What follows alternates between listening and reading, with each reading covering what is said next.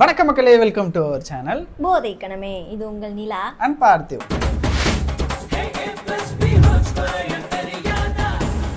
இன்னைக்கு நம்ம என்ன வீடியோ பார்க்க போறோம் அப்படின்னு பார்த்தீங்கன்னா, வாரணாசி நம்ம எஸ் ராஜமௌலியை பற்றி உங்களுக்கு எல்லாருக்கும் தெரியும். பாகுபலி, RRR அந்த மாதிரியான பெரிய பெரிய படங்களை கொடுத்த ஒரு இந்தியன் சினிமா டைரக்டர். அவர் இன்னொரு பெரிய பிரம்மாண்டமான படத்தோட வந்திருக்காரு. நம்ம வாரணாசி படத்தோட டைட்டில் ரிவீலுக்கு ஒரு வீடியோ விட்டுருக்காங்க. அந்த வீடியோவை தான் நம்ம பார்க்க போறோம். ஏன்னா நமக்கு தெரியும் டைட்டில் ரிவீல் ஆயிடுச்சு ஆல்ரெடி வாரணாசின்னு. சரி, அதனால இருந்தாலும் பரவாயில்ல. வீடியோல எப்படி ரிவீல் பண்றாங்கன்னு பார்ப்போம். துர்கா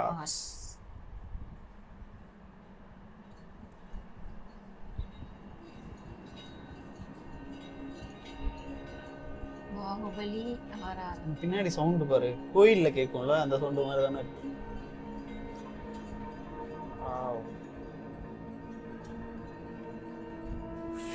வாரணாசி சியா ஃபைட் ஓல் சி. ஆமா,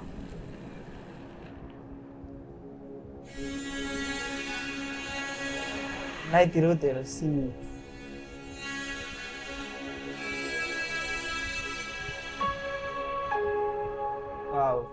மியூசிக்லாம் அழகா அது கம்போஸ் பண்ணியிருக்காரு. யாரோ விழுகிற மாதிரி இருக்கு. சுத்தி என்னமோ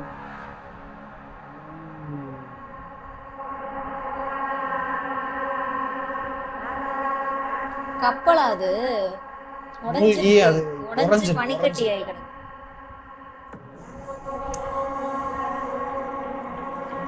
ஆப்பிரிக்கா வரையாடுகள். பின்னாடி ஒருத்தர் இறங்கிட்டு இருக்காரு பாரு.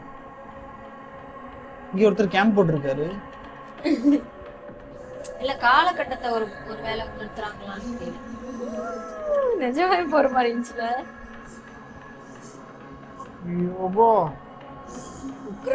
உக்ரபதி கேவ்.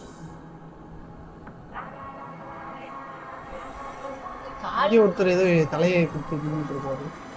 காளி தனையே தனியா இருக்கிறா, ஒண்ணுமே புரியல.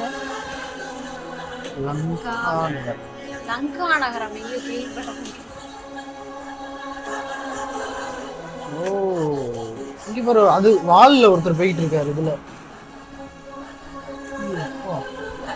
ராமர் நினைக்கிறேன்.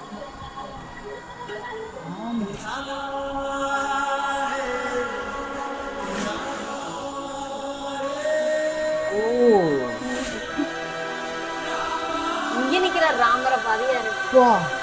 என்ன மாதிரியான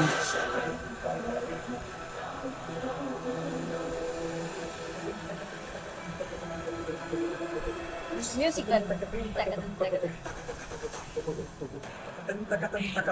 ஓடு.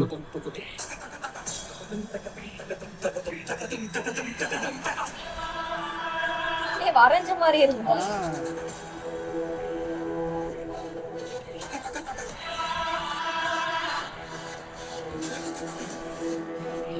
போ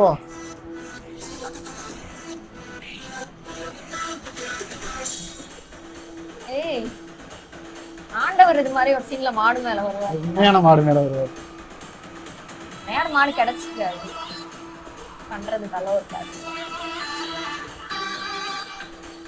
ஓடு. ஒரு கல், விண்கல் வந்து விழுகிற மாதிரி வச்சிருக்காரு. ஏல குளோபல் ட்ரேக்கர்ஸ்.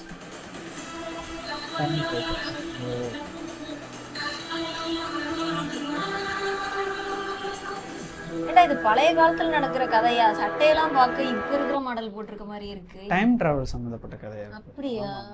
அதான், அதனாலதான் இந்த ஒரு டைம் காமிச்சிட்டே வராங்களா? ஒரு பீரியட டிஃபரெண்டா இருந்துச்சு. மேபி படம் பார்த்தாதான் புரியும். இப்ப யுகாஸ கடக்குறாங்க, பல யுகங்களை கடந்து வர்றதுனால அதுக்கான டிஃபரன்ஸ் ரொம்ப அதிகமா இருக்கு. 2027 தான் இந்த படம் ரிலீஸ் ஆக போகுது. ஸோ அதனால 2027 ஒரு அஸ்ட்ரானட் வந்து ஒரு கல், விண்கல் வந்து பூமியை தாக்கும் போது வர்ற ஒரு விஷயங்களா இருக்கிறதுக்கான வாய்ப்பு. காமன் எரால நடக்கிற மாதிரி. ஆமா ஆமா, நம்மளா ஒரு கெஸ்ல சொல்றோம். அது இல்லாம வேறையா கூட இருக்கலாம். படத்துல வேற ஒண்ணு கூட நடக்கலாம். இது லைட்டா பாக்குறதுக்கு ஏஐல லைட்டா டச் பண்ண மாதிரி, ஏஐயோட தொழில்நுட்பங்கள் உள்ள விளாண்டுருக்க மாதிரியே ஒரு ஃபீல் இருக்கு. ஸோ அந்த மாடுலாம் வந்து ஓரளவுக்கு சர்ரியலிஸ்டிக்கா தான் இருந்துச்சு. அவ்வளோ ரியலிஸ்டிக்கா ஃபீல் பண்ண வைக்கல. நம்ம ஆண்டவர் மாதிரி வராது, உண்மையான மாடு மேலே ஏறி உட்காந்து போனது. இல்ல இப்போ நிறைய ரூல்ஸ் வந்துருச்சு. ஒரு ஷார்ட் யூஸ் பண்ணணும்னாலே அதுக்காக நிறைய லைசென்ஸ் வாங்க வேண்டியது இருக்கு. அனிமல் வெல்ஃபேர்ல ஏகப்பட்ட பிரச்சனைகள் ஆமா வரும். எப்பயுமே நம்ம ரிலீஸ் பண்ணா அந்த மாடு மேல உட்காந்து போற மாதிரியான ஷாட்லாம் நம்ம இப்ப போடணும்னா அது சாத்தியம் இல்லை. ஓரளவுக்கு ரியலிஸ்டிக்கா ஃபீல் பண்ண வச்சிருக்காங்கன்னு தான் சொல்லணும். டைட்டில் போஸ்டருக்கான ஓகே தான், அது ஓகேயான வேலையா தான் இருக்கு. இன்னொன்னு பிரம்மாண்டத்தை உணர வச்சு நிறைய இடத்துல அந்த நிறைய பேர் மேல ஏறி ஒருத்தன் வெள்ளு விடுறதா இருக்கட்டும், அந்த மாதிரி அந்த பிஜிஎம்லாம் நல்லா இருந்துச்சு. அந்த ராமா அந்த இதெல்லாம் வேற மாதிரியா இருந்துச்சு. கூஸ்பம்ப்ஸ் மூமெண்டா தான் இருந்துச்சு. தரமான ஒரு சம்பவம் பண்ணக்கூடிய நிறைய பேர் படத்துல இருக்காங்க. வெயிட் பண்ணி பார்க்கலாம். காளி தலை பிஞ்சு போச்சுல, அங்க பறந்து அப்படி வந்துட்டு இருந்தாங்களா, அது அவங்களா?